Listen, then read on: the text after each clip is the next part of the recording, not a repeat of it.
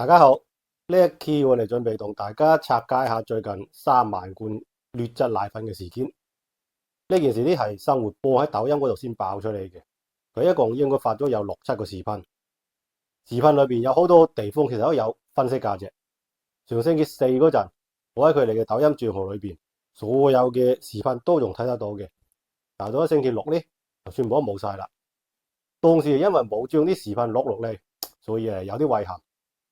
我會簡單梳理一下成件事嘅流程先，就係話祖宗嗰度有一家奶粉廠，據說呢就係受人委託加工生產咗一批劣質奶粉，然後呢一批奶粉呢就俾一個姓李嘅買家買咗啦，佢買咗3萬罐，以2.5蚊一罐嘅價錢去買嘅。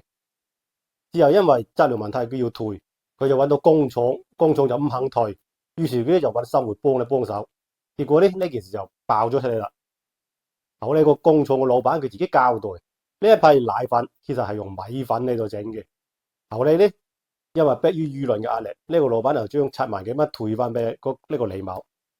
睇完呢件事呢，我發覺喺成件事裏邊，包括個老細同埋個李某，其實都唔係好人。個李某要用咁低嘅價錢買咗呢3萬罐嘅奶粉，佢目的其實都係想轉手賣翻俾其他人嘅。數量咁大嘅一批貨，佢喺買之前佢係冇可能唔試清楚嘅，所以咩質量佢已經一清二楚。只不過呢，可能後期真係買唔到啦，所以先至想退貨。但係最大問題呢，都係呢個廠家，佢話係有人委託佢生產呢一批奶粉嘅，但實際上都係佢一面之詞。之前有一個視頻呢，就影佢辦公室裏面嘅場景，裏邊有好多都係佢以前產品嘅模板。我都好似睇到佢嗰啲產品模板嘅鐵罐嘅外形，同依家嘅文泰奶粉其實都係一樣嘅，只不過佢係鐵罐裏邊嘅圖案唔一樣。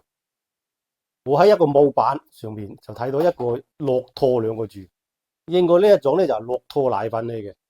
證明呢間廠其實係專門生產呢種成人奶粉或者係沖泡飲料嘅企業。然後我哋再睇睇個劣質奶粉嘅外包裝。上面寫住委託嘅廠家就係西班牙嘅一間企業，然後佢仲喺莫斯科有一個所謂嘅商務地址。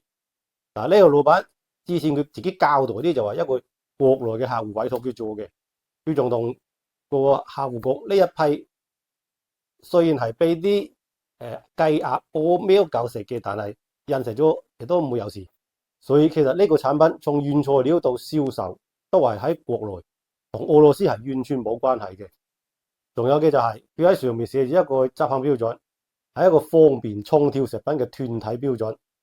仲有一個就係佢嘅成分，包括有全脂奶粉、乳清粉同埋碳酸鈣。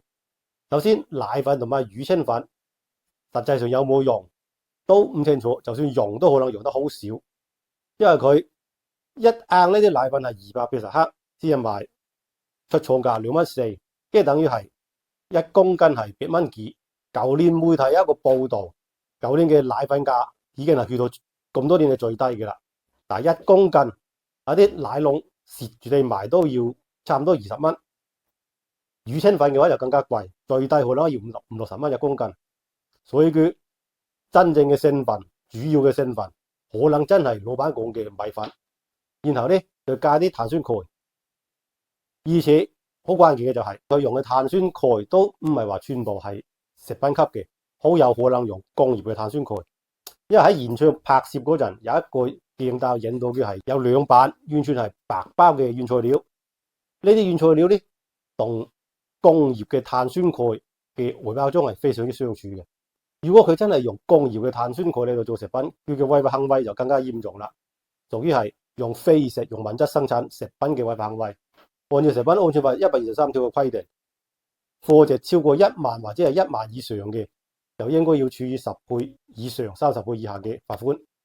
就算佢只生產過呢一批3萬罐嘅奶粉，個貨值已經有74000蚊啦。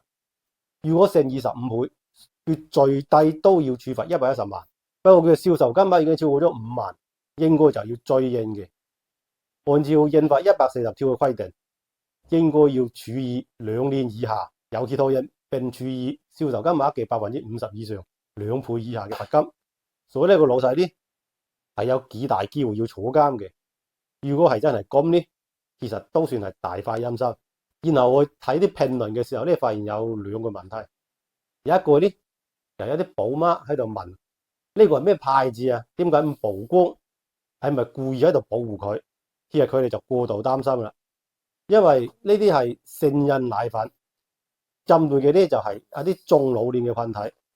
佢哋寶媽買嘅一般都係啲嬰幼兒奶粉，其實唔係一個產品嚟嘅。只要寶媽係喺實體店啊，或者喺啲產品嘅旗艦店買，而且買嘅係相對知名嘅產品，基本上就唔會有事嘅。喺度仲要提醒下大家，就喺網上買嘢，尤其是買食品，盡量就要買啲大牌嘅，唔好買啲小品牌或者係新近先冒出嚟嘅所謂嘅網紅品牌。因為呢啲小眾品牌好多係有啲皮包公司或者係一個所謂嘅工作室，為咗一啲工廠仔嚟到生產嘅產品質量咧，相對係比較差嘅。佢哋目的就係賺快錢，佢哋會喺個質量問題曝光之前就割晒啲韭菜，跟住走佬嘅啦。監管部門都冇辦法對佢進行啲質量再監管嘅。然後咧，顧客就會畏權無門啦。聽到裏邊反映嘅第二個問題就係一個應該係組裝當地嘅人，佢睇過一個情況，就係話組裝呢幾年嘅冒出咗好多細錯，基本上有啲劣質食品專供網上面呢個銷售嘅。我覺得呢個線索應該係比較可靠嘅。組裝當地嘅管理部門可能應該要開展一個專項嘅行動嚟到核查下。另外我仲睇到啲自媒體喺度質疑，點解呢3萬罐嘅劣質奶粉喺生產銷售嘅過程當中，主管部門都冇發現，冇提前去制止？呢個我覺得有啲強人所難。我去打個比喻嚟說明啦，就譬如一個家庭主婦，佢有一個好幸福嘅大家庭，佢同佢老公生咗5個發骨窿。佢日上除咗買菜煮飯做晒啲家務之外，佢老公仲要求佢要24小時照顧5個發骨窿，唔能夠俾佢嚟冷親餓親，要保證佢哋身體同埋心理嘅健康。然後佢老公咧，每個月只俾1000蚊嘅家用佢。你覺得呢個家庭主婦可唔可以完成呢個任務呢？食品安全主管部門喺地方家父嘅處境，其實就好似呢個家庭主婦，唔單止事多，而且人財物三無，所以要佢全程跟進，基本上係神仙都做唔到嘅。道理就係咁樣啦。但係如果呢種違規企業係紮堆咁存在嘅話，咁就係可能佢哋嘅問題啦。所以呢一單事，佢哋應該要點負責任，負幾多責任，係要睇睇後續全面調查嘅結果係點樣嘅。最後喺呢度，我睇到一個視頻嘅截圖，上面一個奶粉嘅包裝袋。大家有冇覺得呢個包裝袋同呢一批劣質奶粉嘅外包裝圖案有啲相似啊？